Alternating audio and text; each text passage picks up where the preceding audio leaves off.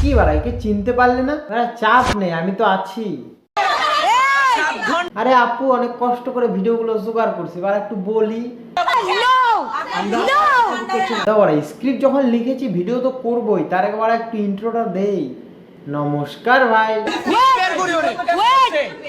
হের বাল আপু, ইন্ট্রো দেওয়ার সময় ডিস্টার্ব করেন না, একটু সাইড হন। নমস্কার ভাই লোক, তো कैसे है आप लोग? তো ইনি হলেন বাংলাদেশের বিশ্ববিদ্যালয়ে পড়া এক মেধাবী তারকাটা চোদা মহিলা।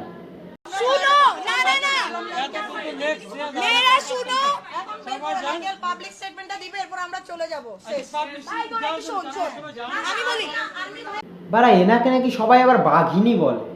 আমাকে এটা আরো অনেক আগে থেকে, মানে আমি যখন 6-7 পড়ি, আমার ফ্যামিলি, আমার বন্ধু বান্ধবরা আমাকে তখন থেকেই বাঘিনী, তখন থেকেই এই যে আমি একটু চিৎকার করি, আমি এবারে চিৎকার শুনে মনে হয় যে পাড়ার কোনো ল্যারি কুত্তা।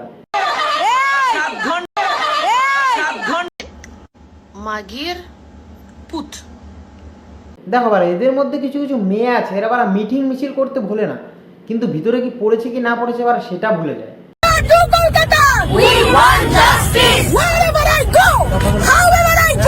হ্যাঁ বারা দেখে বোঝাই যাচ্ছে হাওড়া টু কলকাতা।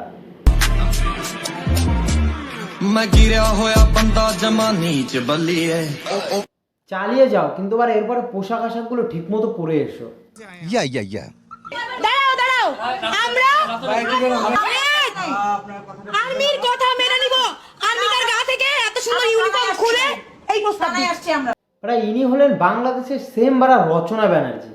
মানে এনার কথা অনুযায়ী আর্মিদেরকে ল্যাংটো হয়ে প্রস্তাব দিতে হবে। বারা বলছি গা থেকে ড্রেস খুলে তো একটাই প্রস্তাব দেয়, বারা সেটা অ্যাকসেপ্ট করতে পারবি তো? পুলিশকে আবার বিশ্বাস করে সবথেকে বড় নোংরামি হয়েছে বাবা।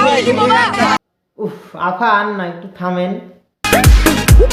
छुए द बदन की देखो न कटन की चादर बिछा दे हनी पलंग जे मन पिघला दे हनी पलंग पर झुलुआ झुला दे हनी छुए द बदन की देखो न कटन की। আফা কি চিনতে পারলা? আমি কি বোকাচোদা নাকি আমার কপালে বোকাচোদা লেখা আছে? না না, তুমি তো বাংলাদেশের এক মেধাবী ছাত্রী।